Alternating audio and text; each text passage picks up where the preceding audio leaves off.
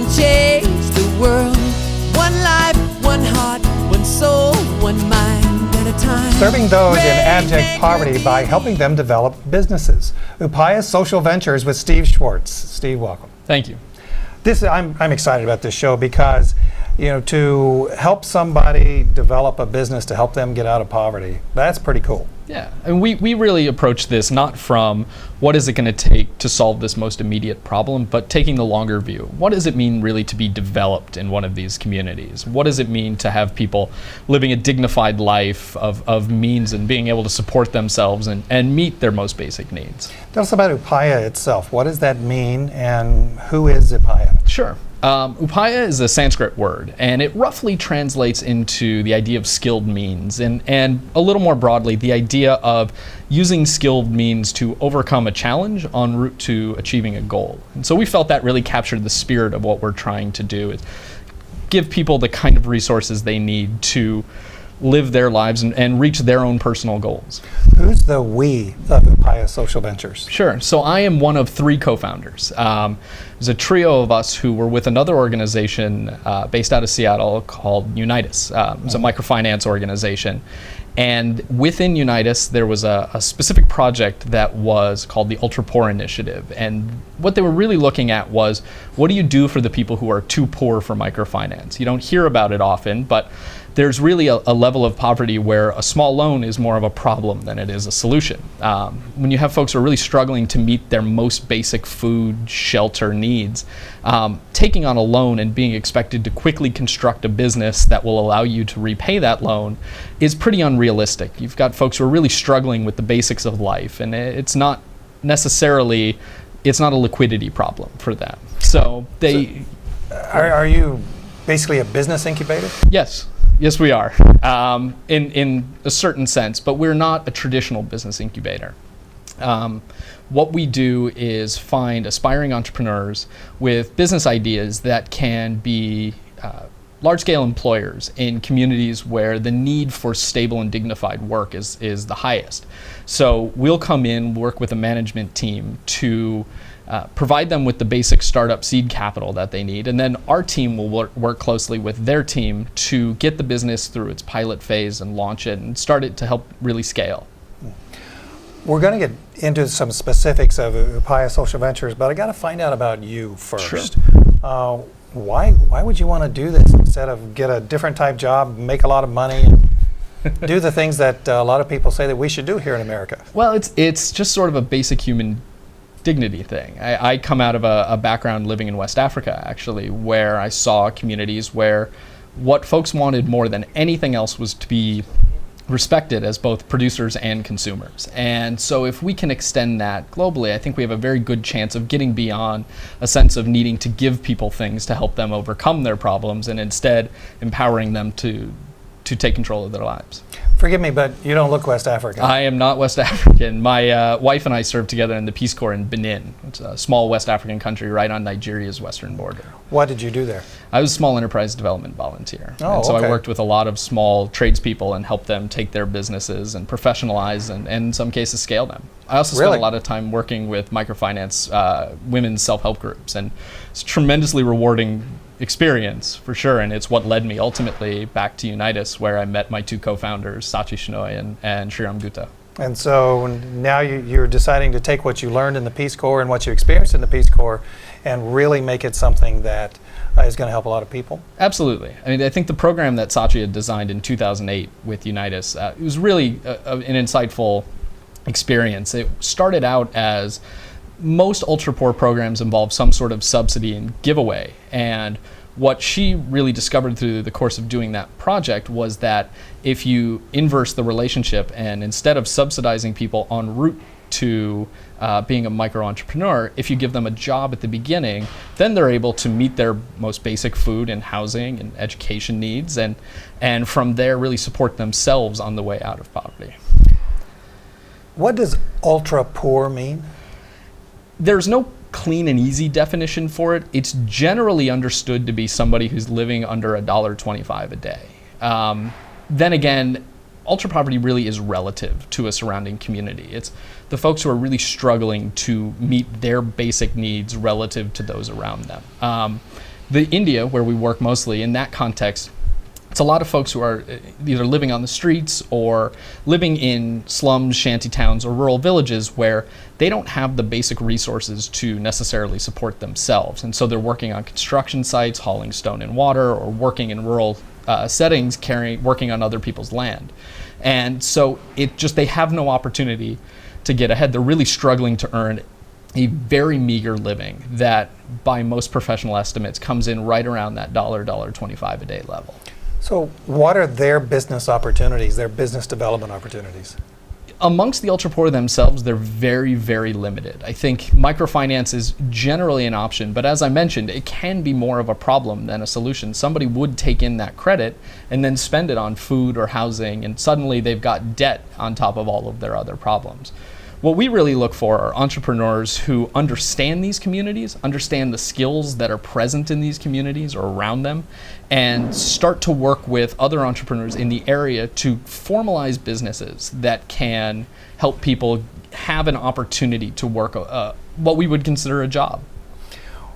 Let's talk about some of those businesses, Sure. but first, let's talk about your partners. Sure. Who are some of your partners that you have? We're working with 3 partners. The first was a dairy farm that was launched in August of 2011 up in the Barabanki district near Lucknow in Uttar Pradesh.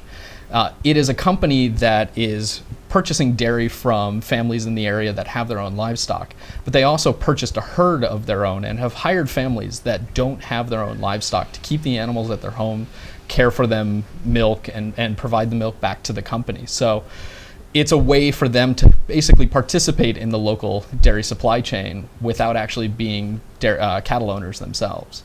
The second is a silk weaving business up in the Bhagalpur area of Bihar, which is further east in North India. And it's a really interesting traditional silk weaving community, but the local market for those products is effectively broken.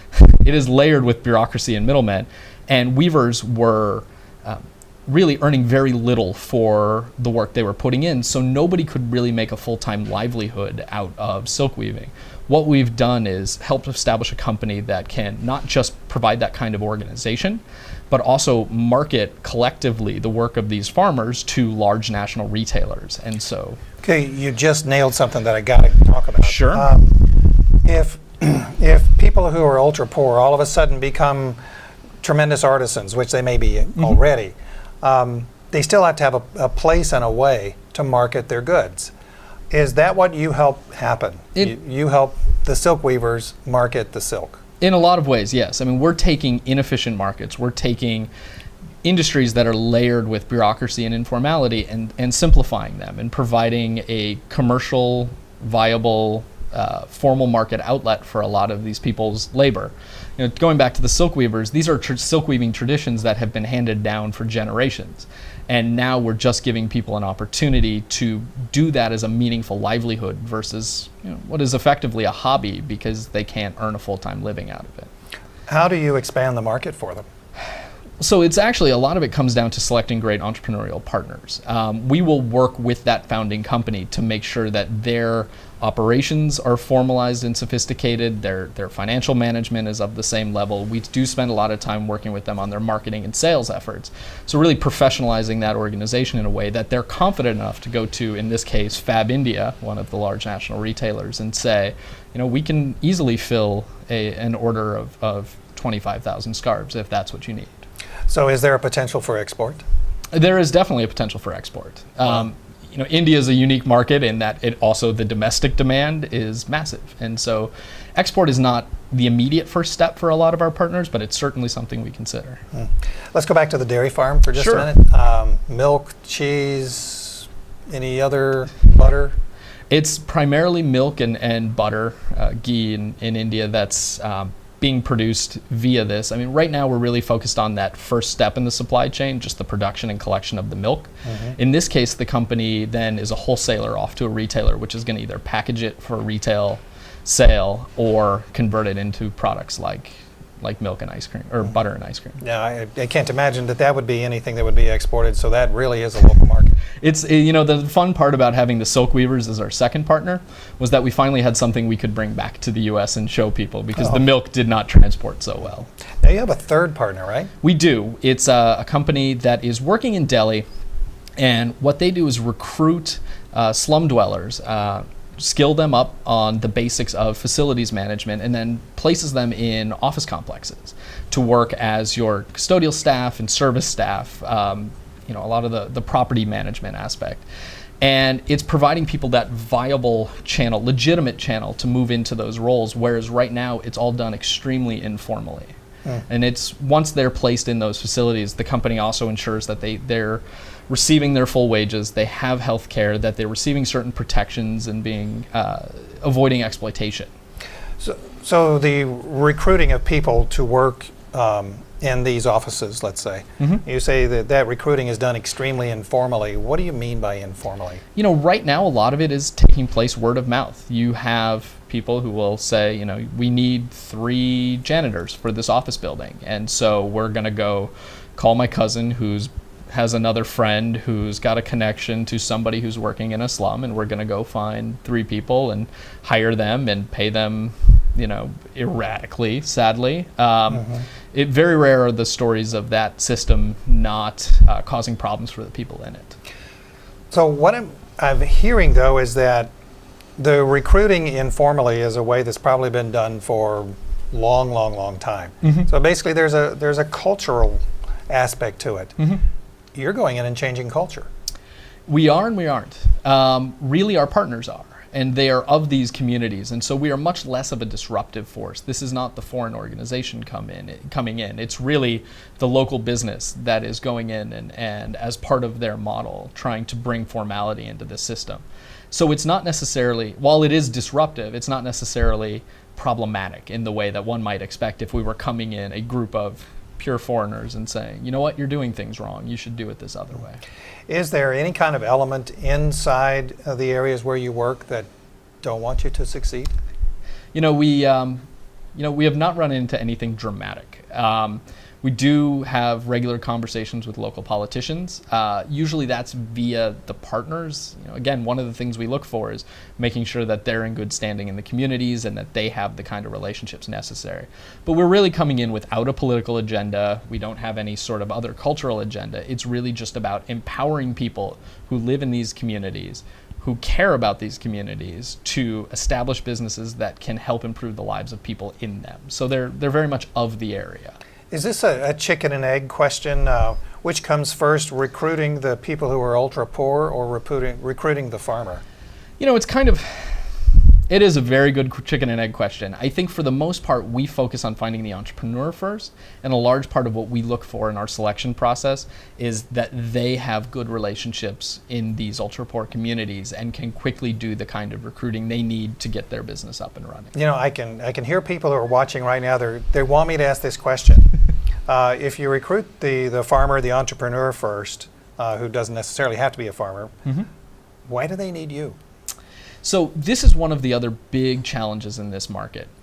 There is a tremendous gap in which seed funding is just not available for entrepreneurs. And that's a big piece of the Upaya model. Is we're not necessarily looking for entrepreneurs who may be on the business plan circuit, they may not be winning a lot of competitions, and they may not have the kind of businesses that capture the imagination of venture capitalists.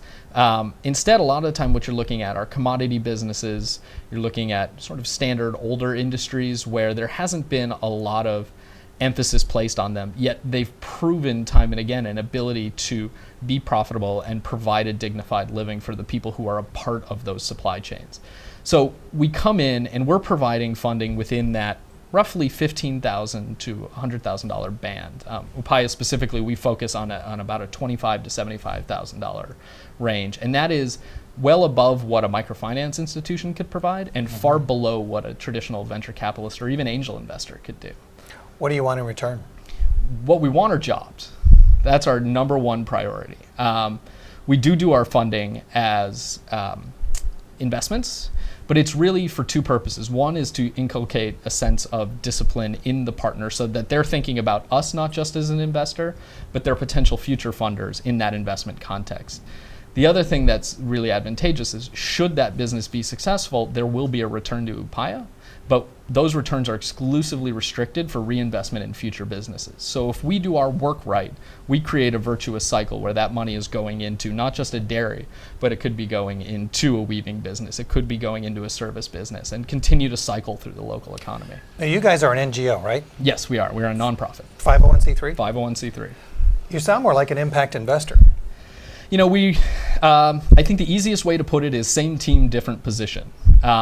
A lot of what we run into, or a lot of what the entrepreneurs run into, the impact investors, just by the basic math of venture fund management, they need to be able to deploy a certain amount of capital with a certain level of efficiency. So they can't carry a lot of staff, and they need to make larger investments. And because of that, they also can't afford to not have a return.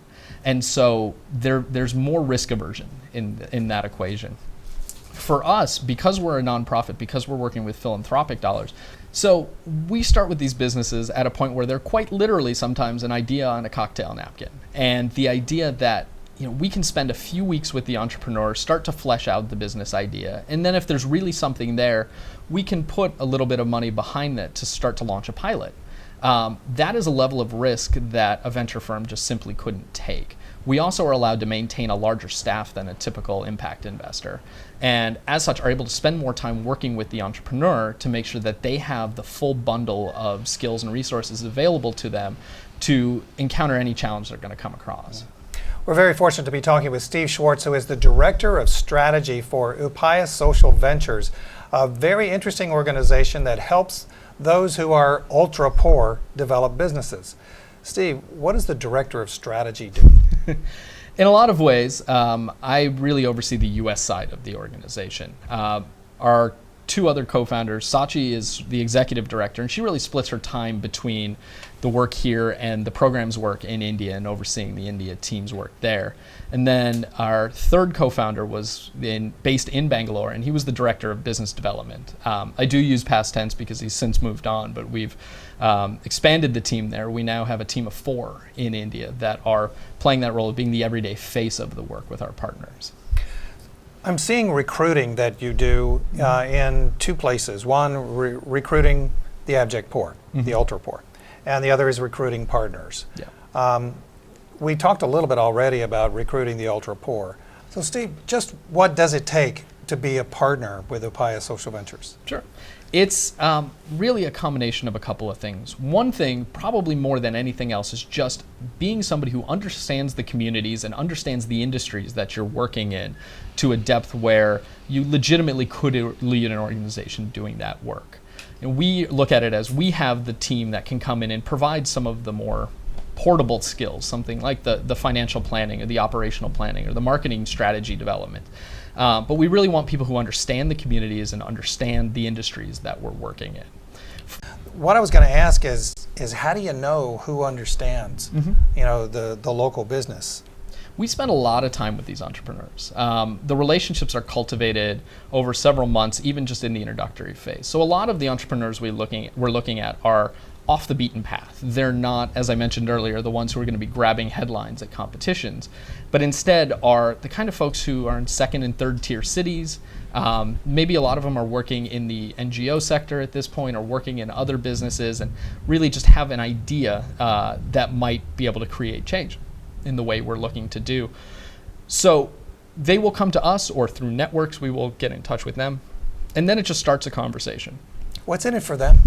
Well, it's the opportunity to start a business. I mean, certainly not everybody is an entrepreneur, but there certainly is a good segment of the population that is. And so you have aspirational individuals. So the partner will, or potential partner will come to you and say, hey, we hear that you have a supply of laborers in the ultra poor, and we want to partner with them to do what? It's a little different from that. So I'll go back to the dairy example. The entrepreneur came to us and said, listen, I understand Uttar Pradesh is the dairy belt of India. It's widely understood to be one of the most productive dairy production areas in the entire country.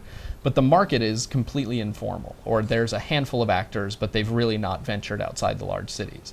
I understand that if I can get livestock into communities where you have folks who are not currently livestock owners. So what do the partners get out of it? they get the opportunity to start their own businesses. I mean, there's certainly a class of individual who really is interested in being an entrepreneur. And it's a chance for them to take this industry that they understand and a community that they're very much a part of and find a way to start a business that can be a permanent fixture in that community. So we're really a partner and an advocate as they're starting that business up. So it sounds like a holistic solution where you're helping the entrepreneur, you're helping the abject poor, you're putting it together and then growing together. Absolutely, and holistic is a great word for it. Going back to the dairy farm as an example, what happened there was the entrepreneur came to us in the dairy belt of India, the UP Uttar Pradesh area, fully understood that it was an area where dairy was a very common thing, but the supply chains were fairly informal. And he understood that if he could go into communities where there was a split between people who owned livestock and who didn't, not only could he buy milk from the people who already own their own animals and provide them with additional services and access to quality feed, but if he had his own herd, then he could also work with the families that didn't have livestock of their own and have them rear his cattle and provide milk back to him. And in the process, they personally benefit as well. And over time, they come to own their livestock. So not only is it really helping the ultra poor, but it's also really good for his business because he's fortifying his supply chain of after a few years, that whole village is going to have cattle and be selling to him. What are the two biggest barriers to success for Upaya Social Ventures?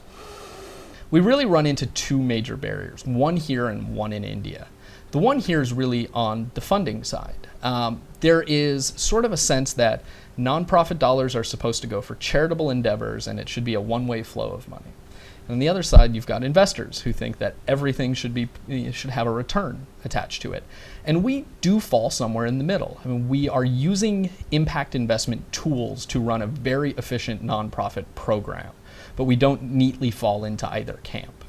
The other thing we run into in India is overcoming a lot of the cultural barriers and entrenched interests that stand in the way of us tilting the economics of this kind of activity in the favor of the poor.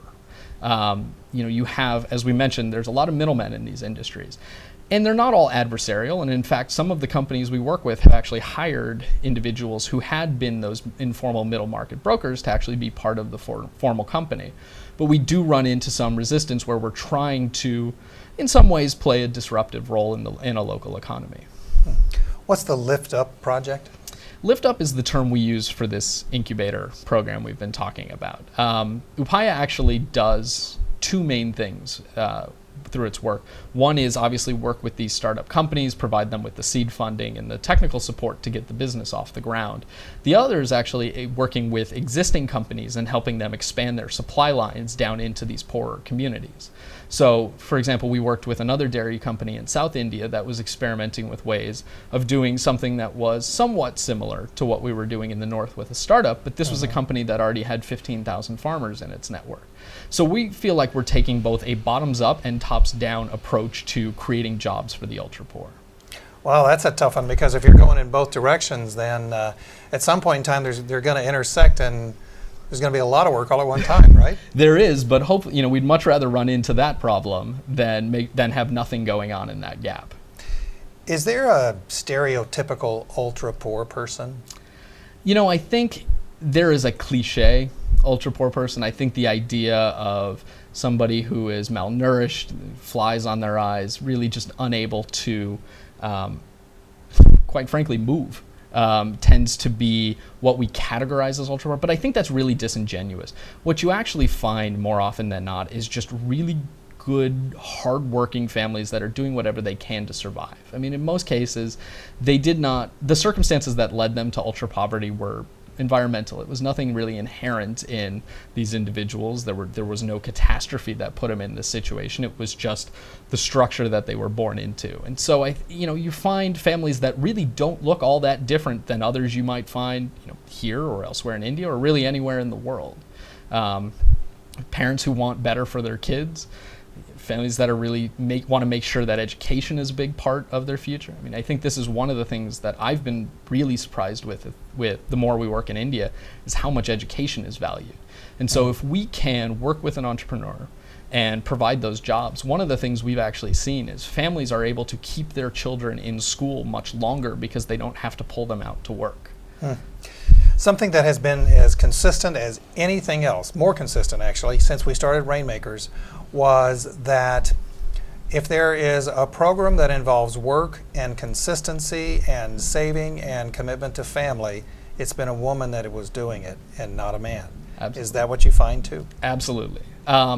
While we are not specifically targeting women with every business we work with, we have noticed that a lot of the opportunity rests with the fact that half of the population may not be a part of the workforce. And so if we can find ways to bring women in a way that is culturally appropriate, we certainly see a lot of potential to improve economic activity there. I can give you an example if you'd like. The dairy farm, again, the vast majority of the employees are actually women. And when we first started, the concept the entrepreneur came to us with was a central dairy farm where women would leave the house and come to the central area and milk the cattle every day. There was a lot of resistance from their husbands of the idea of these women going away for a few hours in the morning and a few hours in the afternoon to go to the dairy farm. That was what ultimately led us to go to the distributed model where the cattle actually rests with the family at their home. Not only did it alleviate that cultural barrier that we were encountering some resistance, but also it actually gave the whole family a chance to be a part of the success. And so we suddenly had whole family buy-in rather than the woman really disrupting the flow of the household. Fantastic. All right, Steve, we've come down to the end of the show, and let's say that we were to come back here in 5 years, and I were to ask you this question, how'd you do? What are you going to say? I'd love to tell you it was wildly successful. I'd love to tell you that we're looking at tens of thousands of jobs that have been created. I think I'd love to be able to sit here and tell you that we've got several businesses that we've helped incubate that are overlapping in certain communities where the mother might be working as a dairy farmer and the father might be working as a silk weaver, and the children have been kept in school all the way through graduation because both parents were able to participate meaningfully in the local economy. That sounds good. We'll see you in 5 years, if not before. Sounds great. That's been Steve Schwartz from Upaya Social Ventures. We'll see you next time right here. Take care. Rainmaker believes we can change the world. One life, one heart, one soul, one mind at a time. Rainmaker believes we can change the world. Live to inspire and to be inspired. Be inspired. With generations' opportunity, a chance to make a real change. Lead us into harmony, a world the chorus will sustain. Time flows freely as a river of souls to man. We're spanning dreams and valleys, we leave our footprints in the sand.